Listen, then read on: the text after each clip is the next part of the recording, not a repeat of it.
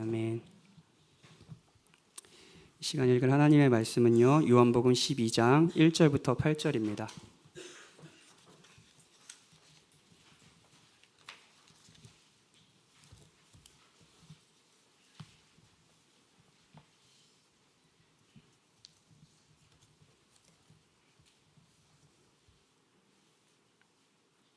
다 찾으셨으면 제가 말씀을 읽겠습니다. 하나님의 말씀을 들으십시오. 6월절 엿새 전에 예수께서 베다니에 이르시니 이것은 예수께서 죽은 자 가운데서 살리신 나사로가 있는 곳이라. 거기서 예수를 위하여 잔치할새 마르다는 일을 하고 나사로는 예수와 함께 앉은 자 중에 있더라. 마리아는 지극히 비싼 향유 곧 순전한 나드 한 근을 가져다가 예수의 발에 붓고 자기 머리털로 그의 발을 닦으니 향유 냄새가 집에 가득하더라. 제자 중 하나로서 예수를 잡아줄 가룟 유다가 말하되 이 향유를 어찌하여 300데나리온에 팔아 가난한 자들에게 주지 아니하였느냐 하니 이렇게 말함은 가난한 자들을 생각함이 아니요 그는 도둑이라 동계를 맞고 거기에 넣은 것을 훔쳐가미러라. 예수께서 이르시되 그를 가만두어 나의 장래한 날을 위하여 그것을 간직하게 하라. 가난한 자들은 항상 너희와 함께 있거니와 나는 항상 있지 아니하리라 하시니라. 아멘. 잘 지내셨어요? 예. 지난주에 제가 소리를 너무 질러가지고 제가 3월부터 이렇게 설교를 쭉 듣다가 어떤 친구들이 이런 말을 한 적이 있어요. 목사님 약간 야성을 잃으신 것 같다. 박현진 목사님 같지 않고 약간 좀 목사님다움을 잃어가는 게 좀 아쉽다. 그래서 지난주에 설교를 듣고 그 친구가 그냥 원래대로 하시면 좋을 것 같다 라고 얘기를 하더라고요. 그래서 오늘은 원래대로 할 거고요. 예. 대신 좋은 효과는 있었습니다. 집에서 특히 여러분도 깜짝 놀라셨겠지만 그 헤드폰을 끼고 설교를 듣던 분들은 너무 깜짝 놀라서 헤드폰을 집어던지고 다음 주는 꼭 예배당에 가야겠다 생각을 했다고 하더라고요. 그리고 신생아 아이들 키우면서 같이 예배드리고 있는 분들은 목사님이 이제 오라고 하는구나 라는 얘기를 들으면서 이제 오늘 왔다고 합니다. 다양한 효과가 있었고 어쨌든 하나님은 다양한 방식으로 자신의 선을 행하시니까요. 오늘도 그러길 바랍니다. 오늘 본문은 지난주에 죽은 나사로를 살리신 이유, 즉 예수님의 사역 중 가장 극적이고 놀라운 표정을 일으킨 이유, 사람들의 반응을 다루고 있습니다. 지난 본문을 잠깐 생각해 보면 죽은 나사로를 계속 살리시면서 예수님이 강조했던 것은 하나님의 영광과 믿음이었습니다. 왜 이틀을 유하시게 됐는지, 왜 아픈데도 바로 고쳐주시지 않고 이틀을 유하게 됐는지, 예수님은 계속 이런 얘기를 하셨습니다. 너희가 하나님의 영광을 보게 될 것이고 너희가 믿게 될 것이다 라고 얘기를 했습니다. 그리고 오늘은 그 믿음을 갖게 된 한 여인에 대한 이야기라고 할 수 있습니다. 설교를 시작하며 오늘도 좀 상상을 하면서 설교를 시작하고 싶어요. 자신이 기독교인이다, 내가 예수님을 믿는다, 예수님을 주로 믿는다, 그런 분들은 이렇게 한번 생각을 해보십시오. 기독교 신앙이 있다고 생각하는 지금의 자신과 기독교 신앙이 없었던 시절이 있잖아요. 없었던 시절에 내가 지금의 나를 본다면 어떤 생각을 할 것 같나요? 예를 들면 지금의 43살의 박현진은 예수님을 믿지 않아요. 교회는 있었지만 사실 예수님의 부활과 죽으심 이런 것들이 막 자신의 신앙으로 받아들이지 못했던 22살의 박현진이 43살의 목사 박현진을 본다면 무슨 말을 할까요? 어젯밤에 상상을 했어요. 22살 대학교 3학년의 박현진이, 회심하기 전에 박현진이 지금 43살의 박현진을 본다면 무슨 생각을 했을까? 그러니까 아저씨네 이런 생각할까? 피곤해 보인다. 오늘 요즘에 제일 많이 듣는 얘기 정도일 것 같은 거예요. 부끄럽지만 이 사람 이상하네. 왜 이렇게까지 신앙생활을 하지? 이거 약간 미친 거 아니야? 라는 부분은 없을 것 같았습니다. 22살의 박현진도 43살의 박현진은 그 이해 범주 안에 있는 어떤 사람일 것 같다는 생각을 했어요. 여러분은 어떻습니까? 회심하기 전에 여러분이 지금의 여러분을 보면 무슨 말을 할 것 같나요? 또 하나 질문을 해보죠. 기독교 신앙이 없는 분들도 아마 이 자리에 있을 겁니다. 그러면 여러분들은 신앙인을 보면서 무슨 생각을 하셨습니까? 이 사람 진짜 이상하네? 왜 이렇게까지 과도하게 행동하지? 이거 맹인신 아닌가? 도무지 내가 이 사람의 마음과 행동이 이해가 되지 않는데? 라고 생각하신 적이 있으십니까? 아니면 신앙인도 똑같네, 뭐 그냥 아저씨지 뭐 목사라고 뭐 달라? 라고 생각하시나요? 오늘 본문에는 이상한 여자가 등장합니다. 이상한 여자입니다.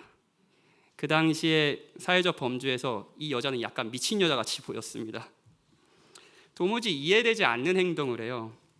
그리고 이 여자는 오빠 나사로의 죽음과 부활을 보고 특별한 믿음을 가지게 된 것으로 보입니다. 세상 사람들이 가지지 못했던 믿음이죠.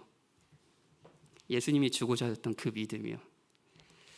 믿음을 정의하면서 설교를 시작하려고 해요. 믿음은 단순한 지적인 동의가 아닙니다. 이 부분을 사실 아주 좋은 책 이정규 목사님이 지으신 새가족반에서 자세히 설명하고 있는데요. 아마 새가족반 교육을 받을 때도 믿음에 대한 설명은 오늘 제가 설명드리듯이 들으셨을 겁니다. 익숙하실 텐데 또 한번 들어보십시오. 믿음은 단순한 지적인 동의가 아닙니다. 예수님이 죽고 부활하셨어, 동의해. 여러분도 동의하시는 분이 계실 거예요. 믿는다는 것은 지적인 동의를 포함하지만 지적인 동의 자체가 믿음은 아닙니다. 심지어 뭐 어떻게 살겠다라는 의지력도 아닙니다. 이런저런 것을 기도하고 이루어질 것을 믿으며 반드시 이루어질 것이다라는 어떤 일종의 뭐 긍정적인 사고, 이런 방식도 아닙니다. 이정현 목사님은 새가족반에서 믿음을 이렇게 설명하세요. 남편이 아내가 남편을 신뢰하고 서로 의존하는 것 같은 인격적인 관계라고요. 하나님을 향한 전적인 신뢰와 의존, 이것이 믿음이라고 할 수 있습니다. 여러분은 아마 뭐 다 다르겠지만 제 이름이 박현진이고 시광교회 장년부 담당이라는 것을 믿으실 겁니다. 믿지 못하시는 분이 계시다면 예배 후에 찾아오세요. 제가 명함을 드리겠습니다.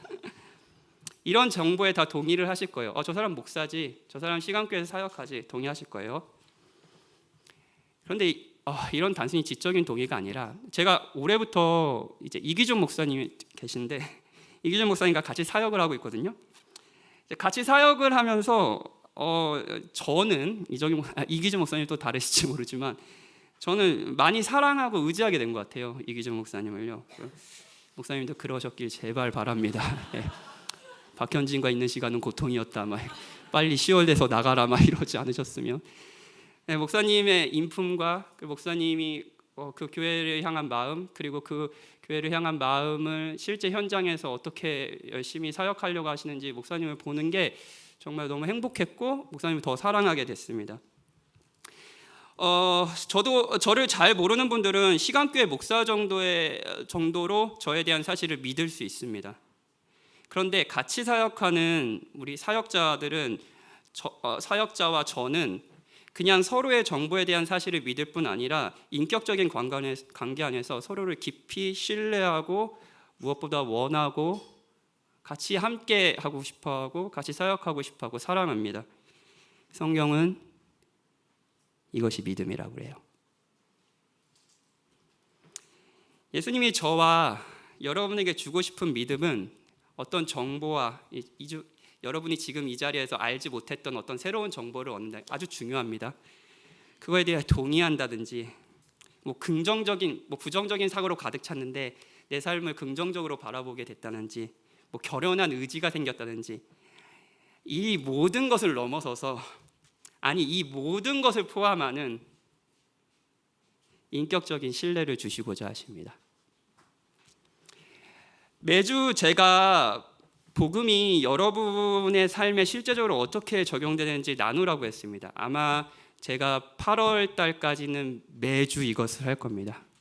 오늘 설교 내용이, 그리고 복음이 여러분들의 실제 살아가는 삶에서 어떻게 힘을 발휘하고 어떻게 희망이 되는지 여러분은 서로를 돕고 서로에게 이야기해 주려는 요구를 계속 받게 될 겁니다. 예수님에 관한 사실들, 근데 지금 제가 그렇게 질문을 하는 건요, 사실 여러분이 정말 예수님을 믿고 있는지에 대한 질문입니다. 다시 한번 말씀드릴게요. 그 복음을 여러분의 일상생활에서 적용해보고 어떻게 좀 연결이 되는지 한번 고민해보고 같이 나누라라는 질문은요, 다른 말로 이런 질문입니다. 여러분이 정말 예수님을 믿고 있는지에 대한 질문이에요. 예수님에 관한 사실들, 즉 그분이 하나님인 동시에 사람이시며 2000년 전에 이 땅에 오셔서 사시고 죽으시고 부활하신 모든 것을 사실로 인정할 수 있습니다. 그러나 그것이 곧 믿음은 아닙니다. 오히려 믿음은 이 예수 그리스도를 인격적으로 정말 신뢰하고 의지하고 갈망하는 겁니다. 자신의 모든 삶에서요. 이 믿음은 생생히 살아 숨쉬는, 지금도 활동하는 인격적인 신뢰입니다. 오늘은 이 믿음을 가진 여인의 이상한 행동을 살펴보며 우리의 믿음과 사랑을 점검해 봤으면 좋겠어요. 3가지 대지로 설교하려고 합니다. 첫 번째, 마리아의 낭비와 사람들의 평가입니다. 두 번째는 마리아는 왜 낭비를 했는지, 이것이 사랑의 주요한 특성이라는 것을 설명드리겠습니다. 마지막으로 우리가 받은 낭비와 같은 사랑, 복음을 들었죠. 같이 듣죠. 예수님께서 다시 베다니로 오셨어요. 베다니는 지난주도 말씀드렸지만 나사로가 사는 동네고 죽은 나사로가 살리신 그 지역입니다. 며칠 전에 나사로가 다시 살아났으니 그리고 이 사건을 주변 사람들이 다 봤으니 분위기가 엄청 좋았을 거예요. 사람들은 그리고 각기 다른 기대를 가지고 나사로의 부활을 해석했을 겁니다.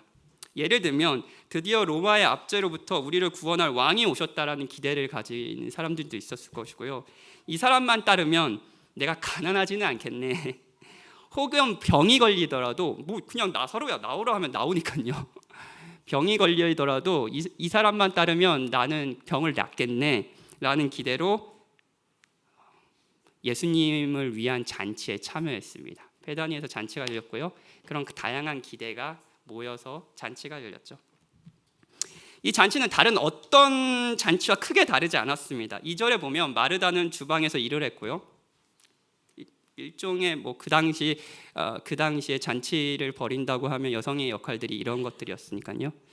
나사로는 예수님과 함께 이 잔치의 주인공으로 잔치를 누리고 있었을 겁니다. 동네에서 벌어지는 어느 잔치, 파티와 크게 다르지 않았습니다. 똑같았어요.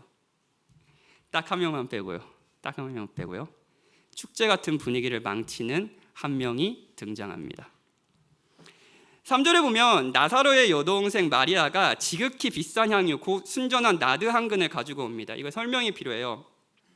고대 근동 지역이 이제 굉장히 덥습니다.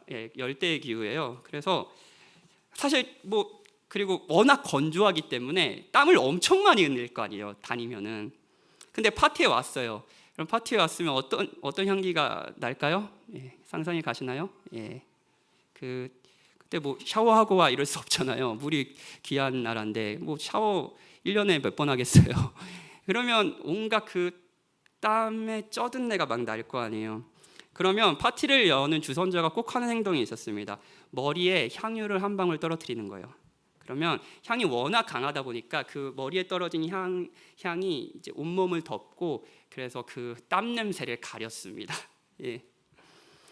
마리아가 이렇게 향유 이제 옥합에 향을 이렇게 가득 채워서 이렇게 오는 거예요. 그러면 사람들은 이렇게 생각했을 겁니다. 한 방울 떨어뜨리려나 보다. 아까 예수님이 했는데 예수님 냄새가 더 많이 나서 한 방울 더 떨어뜨리려고 그러나 이런 생각을 했을 수도 있습니다. 그런데 마리아는 모두가 이상하게 여기는 행동을 합니다. 한 방울이 아니라 향유 전체를 예수님께 붓습니다. 오늘 본문에 마태복음, 마가복음에도 동일한 본문에 등장하는데 옥합을 깼다고 해요. 옥합도 엄청 귀한 거거든요. 근데 그걸 깨버려서 예수님께 다 붓습니다. 오늘 본문의 3절에 보면 발에 부었다고 하는데 같은 사건을 기록한 마태, 마가복음에 보면 머리에 부었다고 나오거든요. 그러니까 향유를 붓는 행동에 대한 해석이 좀 다르기 때문입니다. 머리를 강조함으로써 얘기하고 싶은 게 있고 발을 강조하면서 얘기하고 싶은 것이 있습니다. 실제로는 온 몸을 충분히 적시고도 남을 향유를 확 예수님께 부어버린 거죠. 거기에 자기 머리를 풀고요, 머리카락으로 발을 닦습니다. 지금 누군가 만약에 이 자리에서 해서도 진짜 이상한 장면일 테지만 당시 사람들이 봤을 때도 굉장히 괴기한 이상한 행동으로 보였을 겁니다. 오늘 본문에는 없지만 이 행동을 본 사람들의 반응을 마가복음에서는 이렇게 말해요. 마가복음 14장 4절에 이런 말이 있습니다. 어떤 사람이 화를 내어 서로 말하되 어찌하여 이 향유를 허비하는가. 화를 내어라는 단어는 지난주에 예수님께서 마리아가 우는 모습을 보시고 죽은 나사로의 무덤을 보고 하신 반응이 있잖아요. 심령이 비통히 여겼다. 요 번역, 그 번역입니다. 심령이 비통히 여겼다라고 하지만 사실은 훨씬 더 과격한 분노의 감정입니다. 경노하여 콧김을 내뿜었다. 힘이 분노하였다라고 하는 거예요. 예수님이 죽음을 보시고 분노하셨듯이 사람들이 이 여인의 행동을 보고 깊이 분노했습니다.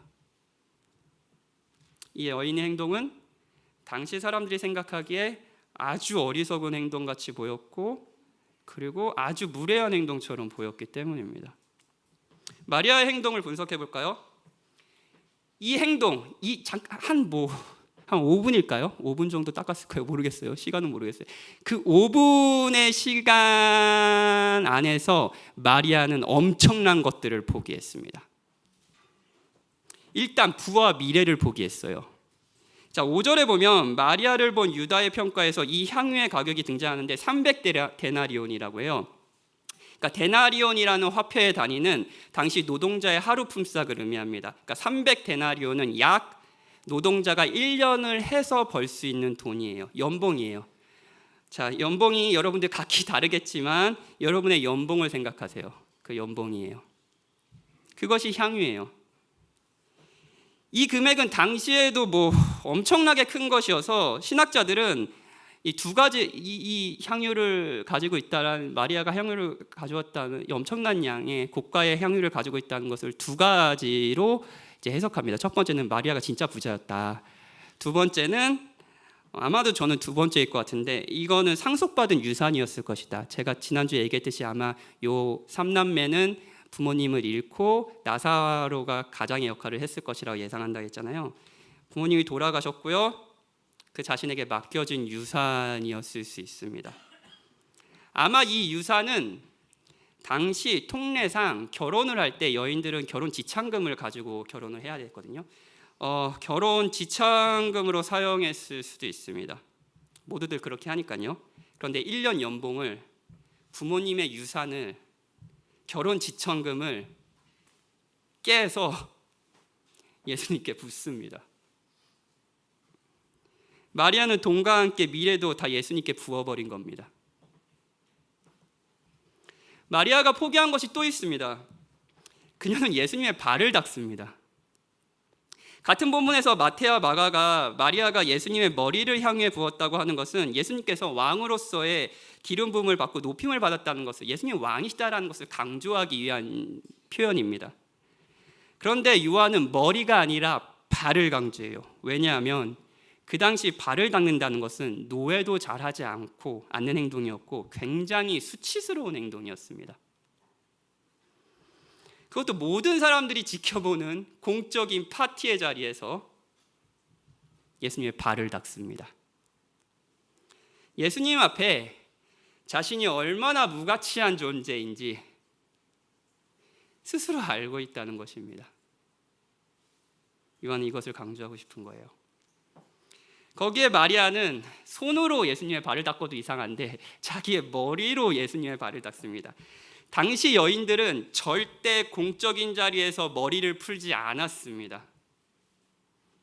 머리를 푸는 것은 혼인관계에서 자신의 남편에게만 보여주는 행동이었습니다. 머리를 풀었다, 이건 스캔들입니다. 더욱이 당시 머리카락은 여인들의 정체성과 같았어요. 그 머리카락으로 발을 닦는 거예요. 자, 이 행동으로 마리아는 지역사회에서 완전히 낙인이 찍혀버렸을 겁니다.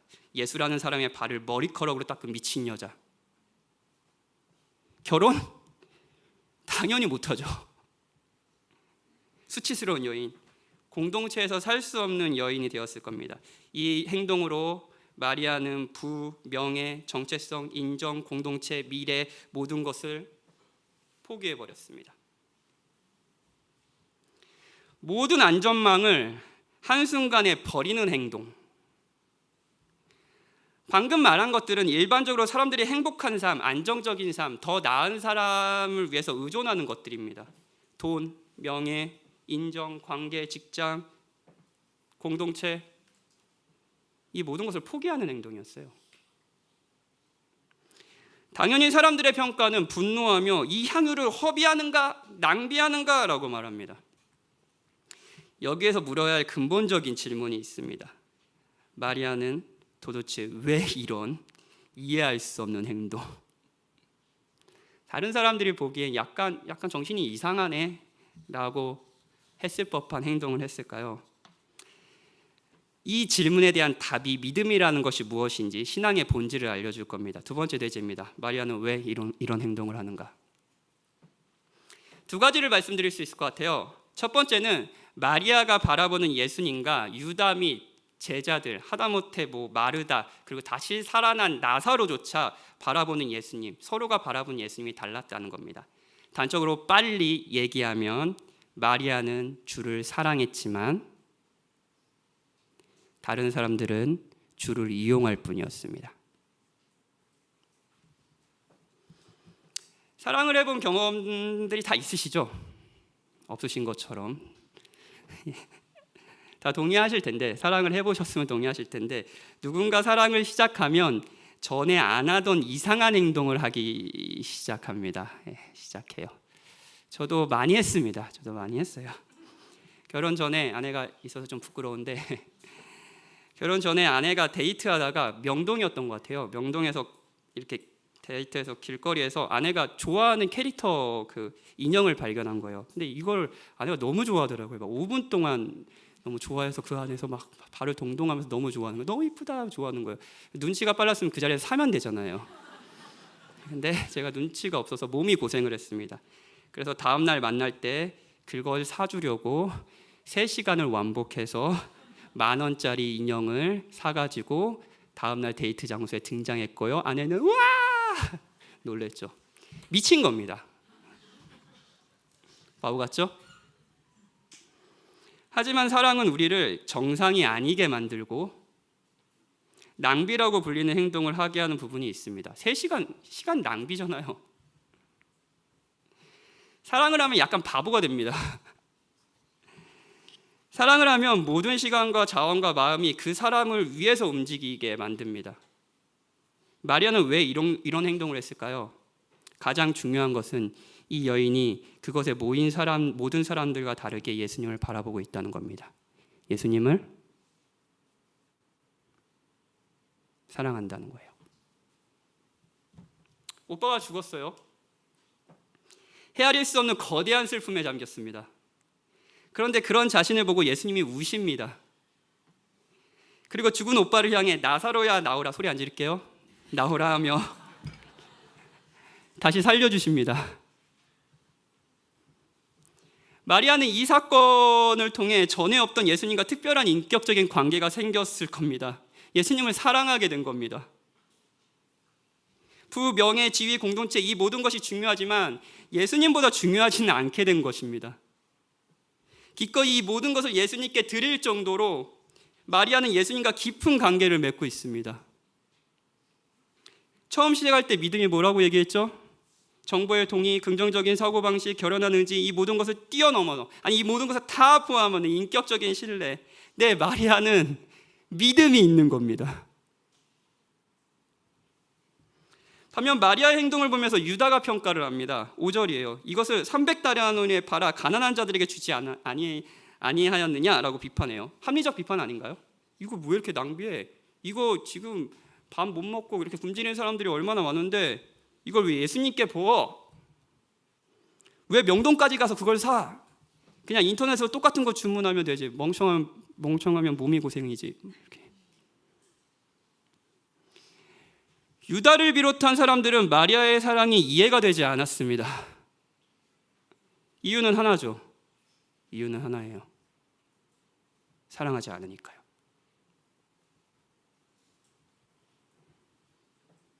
그러면 왜 예수님 곁에 머물러 있을까요? 사랑하지 않으면서도요. 왜 이 파티에 참여하고 있을까요? 사랑하지 않으면서도요. 예수님을 이용할 수는 있으니까요. 예수님이 원하는 것을 나에게 줄 수는 있으니까요. 그러니까 적당히 합리적으로 예수님을 이용하는 겁니다. 6절에 보면 유다의 마음에는 단순히 가난한 자들을 생각한 것이 아니었다라고 기록해요. 유다는 제자들 중에 재정을 맡은 사람이었는데 가난한 자들을 도우려고 사람들이 돈을 주면 그것을 자신이 챙겼던 것으로 보입니다. 이것이 유다가 예수님과의 관계를 유지하는 이유였습니다.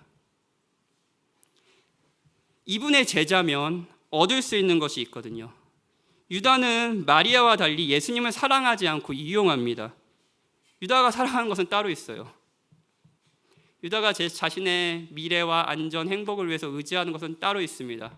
뭐예요? 돈입니다.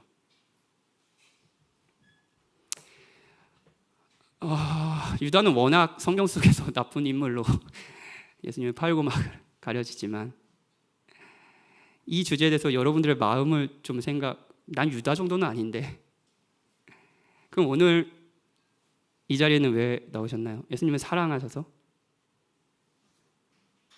아니면 적당하게 얻고 싶은 것이 있어서?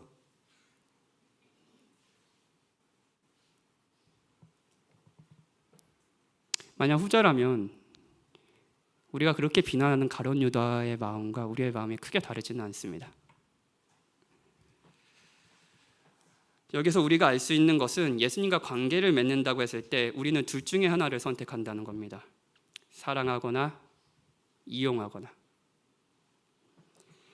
기독교 신앙이 없는 분들에게 보이지 않는 예수님을 사랑한다는 것이 너무 이상하게 들릴지 모르겠습니다. 부, 명예, 관계, 인정 이 모든 것을 내려놓더라도 예수님을 사랑하는 건 광신 아닌가? 적당히 믿어야지. 내가 기독교를 싫어하는 이유가 저런 광신적인 그런 극단적인 신앙의 형태야 라고 생각하는 분들도 이해합니다. 만약 여러분이 결혼을 했는데 아내가 신앙이 있고 이제 아내를 따라서 이 자리에 앉아 계시다면 여러분은 여러분의 아내가 이렇게 광신적으로 행동하지 않길 바랄 겁니다. 그냥 예배 정도 참석해. 더 이상은 하지 마.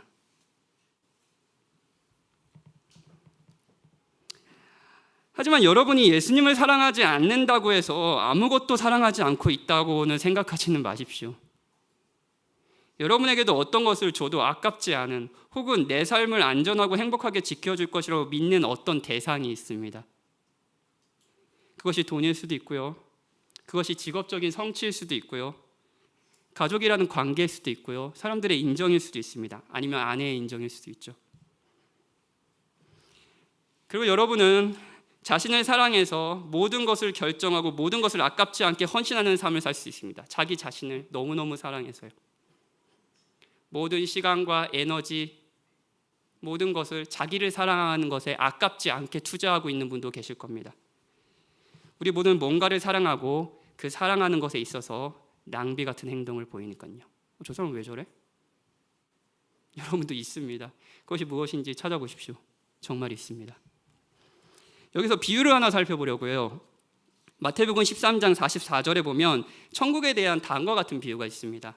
천국은 마치 밭에 감추인 보화와 같으니 사람이 이를 발견하고 숨겨두고 기뻐하며 돌아가서 자기의 소유를 다 팔아 그 밭을 사느니라. 어떤 사람이 밭에서 일을 하다가 그 밭에 보물이 있다는 것을 발견했습니다. 그래서 자신의 전 재산을 팔아서 그 밭을 샀어요. 자, 질문. 어리석나요? 그 밭에 보물이 숨겨져 있다는 것을 모른다면 어리석다고 할 수 있을 겁니다. 미친 거 아니야? 저 쓸모없는 돌밭을 왜 저 돈 주고 전 재산을 팔아서? 약간 코인을 하는 느낌? 코인을 비난하는 건 아닙니다. 300데나리온의 저 밭을? 미래에 완전 저게 다 투자하는 거야? 그런데 어리석지 않습니다. 왜냐하면 이 사람은 이 밭이 그만큼 아름답고 가치 있다는 것을 알기 때문입니다. 그 밭에 사람들이 모르는, 하지만 내가 경험하고 알고 있는 영광스럽고 위대한 가치가 있다는 것을 알기 때문입니다. 마리아가 왜 이상한 행동을 했을까요? 여러분, 마리아가 이해가 되십니까? 자기 전 재산을 팔아서 이 밭을 산 사람처럼 마리아는 예수님이 누군지 알고 그분을 사랑했기 때문입니다. 제가 오늘 진짜 본문을 통해 말하고 싶은 것은 헌금 많이 해라, 분리개척에 합류해라, 이런 것이 아닙니다. 그러라고 하고 싶어요.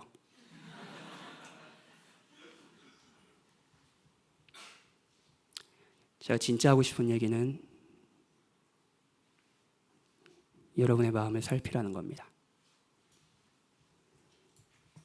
여러분은 오늘 본문의 마리아가 이해가 되십니까? 소중한 것을 아는 사람들은 소중한 것을 모르는 사람들이 이해할 수 없는, 그래서 낭비라고 부르는 행동을 하기 마련입니다.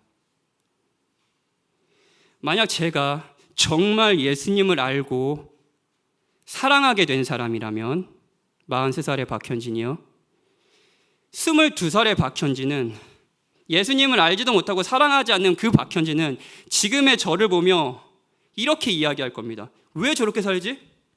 왜 저렇게 바보처럼 살지? 왜 자신에게 있는 것을 저런 식으로 낭비하지? 저 사람 미친 거 아니야? 여러분에게 소중한 것은 무엇입니까? 여러분, 무엇을 아름답게 생각하십니까? 무엇을 사랑하십니까? 저는 이것을 진짜 묻고 싶어요. 제가 설교를 준비하면서 나는 정말 예수님을 사랑하나? 제가 여러분께 물었으니까 저도 물어보고 생각해 봐야 되잖아요. 어젯밤에 난 예수님을 정말 사랑하나? 난 예수님께 뭘 드렸지? 막 이런 거 고민했어요. 몇 가지 문득 생각이 나더라고요. 여러분도 하나씩 생각날 거예요. 나는 목사가 됐잖아. 그래서 내 삶을 드렸잖아. 나는 개척을 하기로 했잖아. 그래서 하나님께 내 삶을 드렸잖아. 개척, 목사, 이게 내가 예수님께 드린 거라고 생각이 들더라고요. 아닙니다. 목사가 돼서 목사가 아니었으면 받지 못할 과도한 사랑을 여러 사람들에게 많이 받고 있어요. 제가 드린 것이 뭔가요? 하나님이 주셨죠. 저는 목사가 된다고 하면서 하나님을 사랑해서 나의 삶을 드린다고 고백했지만 한편으로는 하나님을 이용하려고 하는 마음이 있었습니다. 목사라는 지위, 목사라는 직책에 대한 사람들의 인정, 그리고 예수님은 잠깐 이용을 당하시면 되는 거죠. 개척은 어떨까요? 민감한 주제.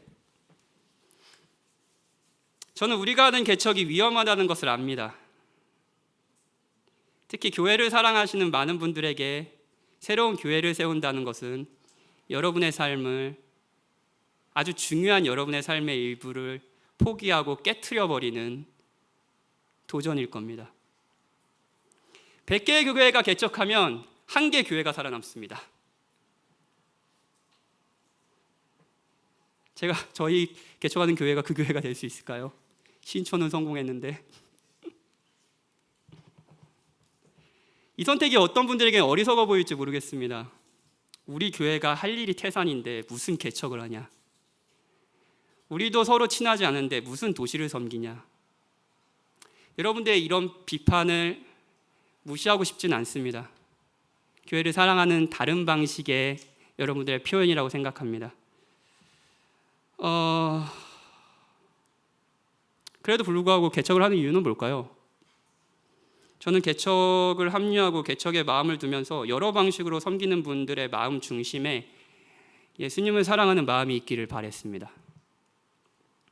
그분이 어떻게 도시를 사랑하는지 보고 싶고 그 사랑에 동참하고 싶다는 열정이 이 위험을 충분히 감수하는 도전으로 이어지길 바랬습니다. 저는 이 어려운 숙제를 우리가 풀어갈 때 예수님을 더욱 사랑하길 원해요. 자, 그런데 저는 정말 그럴까요? 저는 이런 마음으로 개척을 할까요? 개척을 준비하면서 제 마음을 점검하는 아주 중요한 대화가 몇 있었는데 그 중에 하나는 개척에 참여한 자매와의 대화였습니다. 한번 설교 시간에도 얘기했는데 워낙 저에게 중요한 임팩트 있었던 대화였기 때문에 또 얘기를 하겠습니다. 제가 개척을 독려하려고 막 이렇게 또 만나면 막 얘기하거든요. 우리가 개척이 이렇게 좋고 막 얘기해요. 개척의 방향과 목적 이런 것을 쭉 이야기했어요. 다 듣고 나니까 이 자매가 뭐라고 얘기했냐면 재밌을 것 같아요 이렇게 얘기하는 거예요.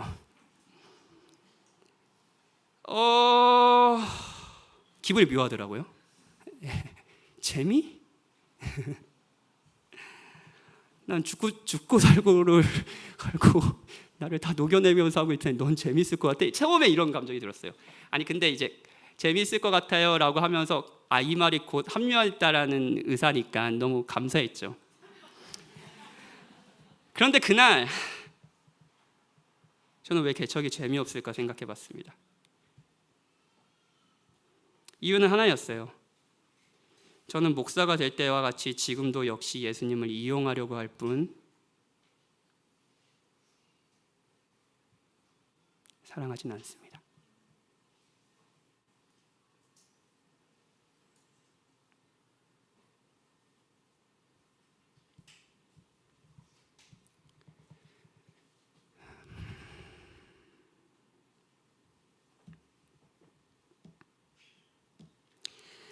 제가 개척을 통해 얻고 싶은 것은 나와 사랑하는 이들이 더 깊이 예수를 사랑하게 되고 예수님이 우리의 주이시며 우리를 돌보신다는 것을 누리길 원했어요. 그랬다면 이 일이 재미있고 기뻤을 겁니다. 밭에 감추인 보화를 본 사람처럼요. 오늘 본문의 모든 이들이 다 분노하고 이상하게 여기는데 기쁨과 환희에 찬 두 사람이 있어요. 예수님과 마리아예요. 마리아는 이 행동을 억지로 하지 않았습니다. 마리아는 이 행동을 뭔가를 바래서 한 것도 아닙니다. 그저 예수님을 사랑하니까 예수님이 귀한 분이시니 그렇게 한 겁니다. 밭에 감추인 보화를 전 재산을 팔아 사는 사람의 마음에는 기쁨과 즐거움이 있습니다. 제가 개척을 준비하면서 이 사람은 꼭 합류했으면 좋겠다. 이 사람이 나와 함께 신앙생활을 하고 보여줬던 어떤 성숙함, 그리고 이 사람이 교회에서 어떤 역할을 했으면 좋겠다라는 나름대로 저의 디자인이 있었습니다. 3번, 4번 만나고 전화하고 했죠. 항상 듣는 얘기는 이거였습니다. 목사님 응원해요. 한번 너무 화가 나더라고요. 응원한다고 그만하세요라고 소리를 지를 뻔했는데 갑자기 엄청나게 외로워졌습니다. 그날 밤이.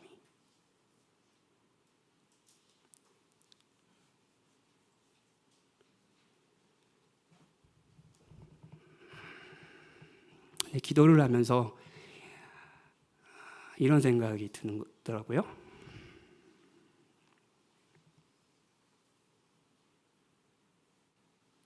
내가 그곳에 있다면,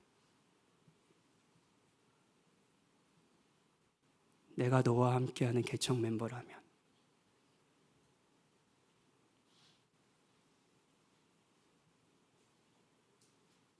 넌 가장 중요한 개척 멤버를 이미 확보했고 그 교회에서 너와 함께 할 거야.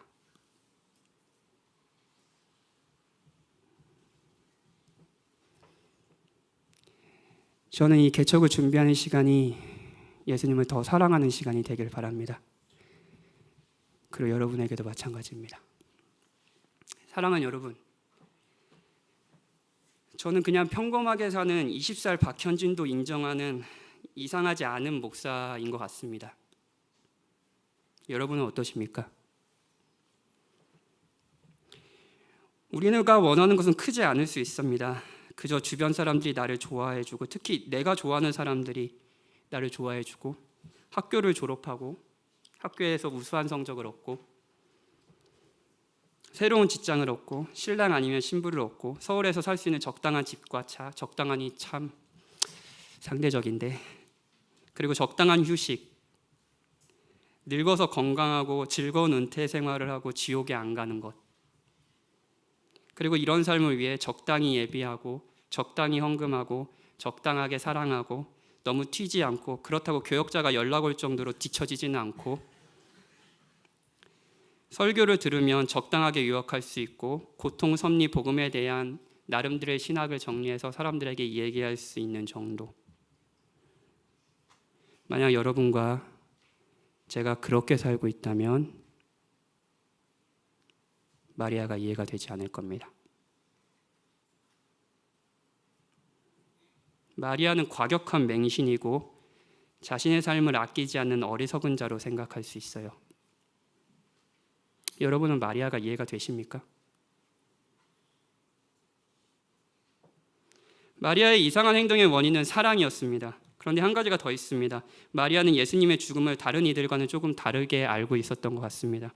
예수님이 7절에 다른 이 행동에 대해서 다른 모든 사람이 비판하지만 예수님은 이 행동을 인정하시면서 이런 말씀을 하셨습니다. 그를 가만두어 나의 장래한 날을 위하여 그것을 간직하게 하라. 마리아가 한 이 행동이 이제 며칠 후에 있을 예수님의 죽음을 준비하는 거라는 말씀입니다.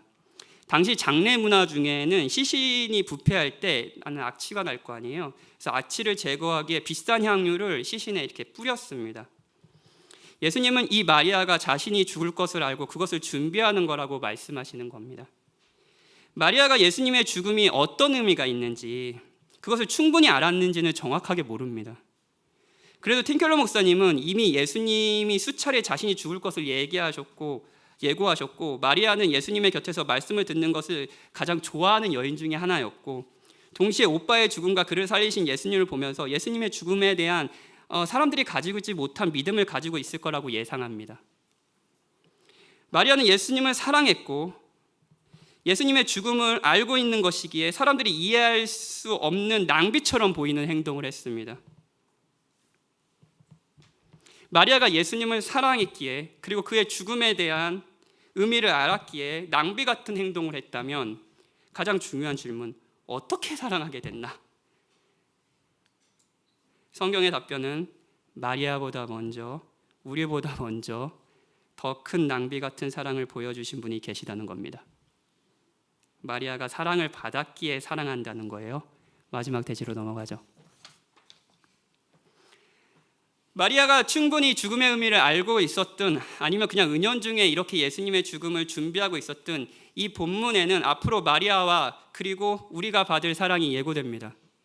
마태복음 16장에서 예수님이 처음으로 베드로가 자신의 신앙을 고백했을 때 예수님이 처음으로 제자들에게 자신이 고난을 받고 죽임을 당하고 제3일에 살아날 것을 예고했습니다. 그러니까 이 얘기를 하니까 베드로가 예수님을 붙들고 항변했습니다. 화냈어요. 분노했습니다. 이 일이 결코 주께 미치지 아니하리이다. 마리아의 이상한 행동을 보고 격분하여 이것을 팔아 가난한 자를 돕는 것이 더 낫지 않냐라고 한 사람들의 반응과 같습니다. 예수님이 메시아로 하는 것은 죽는 것이 아닙니다. 군사를 일으켜서 로마 정권을 무너뜨리는 겁니다. 그래서 다윗의 시대와 같은 부강한 나라를 만드는 겁니다. 제자들은 예수님을 사랑하지 않았고요, 이용하고 있었습니다. 예수님을 이용하려는 제자들에게 예수님이 하려는 행동은 멍청해 보였고 낭비처럼 보였습니다. 마리아는 예수님의 죽음을 준비하면서 자신의 부, 명예, 관계, 이 모든 것을, 일반적으로 사람들이 자신의 삶의 안전을 위해서 의지하는 이런 것들을 드렸다고 했잖아요. 너무 과한가요? 예수님이 이 여인을 사랑해서 그리고 우리를 사랑해서 한 낭비와 같은 사랑을 이야기해 드릴게요. 마리아는 1년 연봉 정도의 재산을 드렸습니다. 굉장하죠? 그런데 하나님이신 예수님이 우리와 같은 인간이 되셨습니다. 모든 것의 소유자이신 분이 인간이 되신 것은 그 소유를 내려놓았다는 것을 의미합니다. 그래서 고린도 후서에서는 이 성육신을 가난해지셨다라고 표현해요.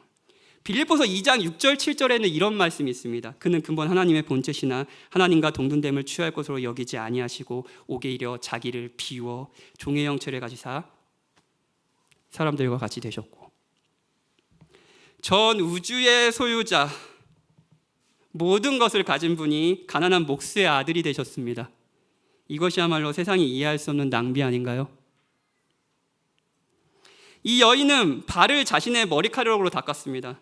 이건 수치스러운 행동이었고 여인으로서의 삶의 종결, 비참한 여인이 된다는 것을 의미했습니다. 그런데 예수님이 십자가를 지실 때 그분은 온갖 수치를 당하셨습니다. 마리아는 예수님의 발을 씻기며 자신의 무가치한 자임을 고백했지만 존귀하시고 아름다우신 예수님은 무가치한 박현신이 되셨습니다. 그분이 십자가에 죽으셨습니다. 하나님의 아들이 죄인들과 함께 십자가에 달리신 것, 이것이 진정한 낭비 아닌가요? 그리고 우리는 이것을 사랑이라고 부릅니다. 이것이 우리가 받은 멍청한 낭비하는 세상이 이해 못하는 사랑입니다. 우리가 예수님을 먼저 사랑하기 전에 그분이 먼저 저희를 사랑하셨습니다. 무엇을 주님께 드릴까요? 돈이요? 개척이요? 지위요? 인정이요? 다 중요합니다. 그런데 이건 중요한 질문이 아닙니다. 주께서 여러분을 사랑하십니다. 여러분 그 사랑을 아십니까? 그 사랑을 안다면 여러분은 세상이 모르는 사랑을 알게 된 겁니다. 22살의 박현진이 모르는 사랑을 박현진은 알게 됐습니다. 그리스도를 바라보십시오. 그리고 사랑을 받고 누리십시오. 그리고 다른 삶을 사십시오. 다른 삶이 여러분의 삶의 정화에서 어떤 식으로 나타날지는 각기 다를 겁니다. 어떤 분에게는 사랑할 수 없는 자를 사랑하는 것이 될 것이고, 어떤 분에게는 고통을 견디고 인내하는 것이 될 수도 있고, 어떤 분에게는 위협을 감수하고 용기를 내는 것일 수도 있습니다. 내가 손해가 되더라도 다른 사람의 유익을 구하는 선택을 할 수도 있습니다. 모임에서 지극히 낮아지는 선택, 그래서 다른 이를 높이는 행동을 할 수도 있습니다. 다른 삶을 사십시오. 사랑받은 자는 사랑할 수밖에 없습니다. 그 사랑이 여러분의 삶을 아름다운 낭비로 바꿀 겁니다. 우리 같이 찬양하고 기도합시다.